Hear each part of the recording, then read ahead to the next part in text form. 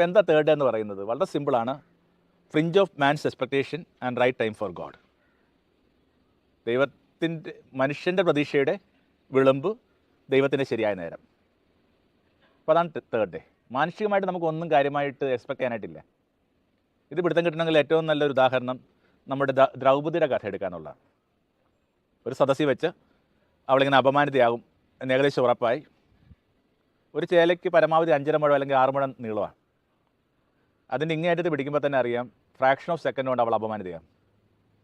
അപ്പോൾ തനിക്ക് വരാൻ പോകുന്ന അപമാനത്തെ ഓർത്ത്, അത് മഹാഭാരതത്തിൻ്റെ വേർഷൻസിൽ പറയുന്നത്, ആദ്യം ഇവൾ കരയുന്നത് ഈ സാരിയുടെ എവിടെയോ നമ്മൾ എന്താ അതിന് പറഞ്ഞെനിക്കറിയില്ല, അവിടെ പിടിച്ചോണ്ടാണ് വെച്ചാൽ അഴിക്കരുന്നോർത്താണ്.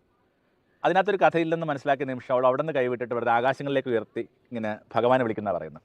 എന്നുവെച്ചാൽ മൈൽഡസ്റ്റ് ആയിട്ടുള്ള റെസിസ്റ്റൻസ് പോലും വിട്ട് കളഞ്ഞിട്ട് വെറുതെ എന്ത് ചെയ്യുന്നുണ്ട്, മുകളിലേക്ക് ആശ്രയിച്ചിട്ട് വിളിക്കുമ്പോഴേക്കും ഈ 5.5 മുഴം ഈ ചേല തീരുന്നിടത്തുനിന്ന് ആരോ അവളെ ചുറ്റാൻ തുടങ്ങി. എത്ര അഴിച്ചിട്ടും അവൾ അപമാനിതയാവുന്നില്ല, അവരുടെ കൈ കുഴഞ്ഞുകൊണ്ടിരിക്കുക. ഒരു മാർക്കർ പെൻ എടുത്തിട്ട് ഈ 5.5 മുഴം ചേല തീരുന്നിടത്ത് ഒരു ഇൻറ്റു വരക്കാൻ പറ്റുമെങ്കിൽ അതിനുശേഷമുള്ള എൻ്റെ പേരാണ് എന്ത്? Third day.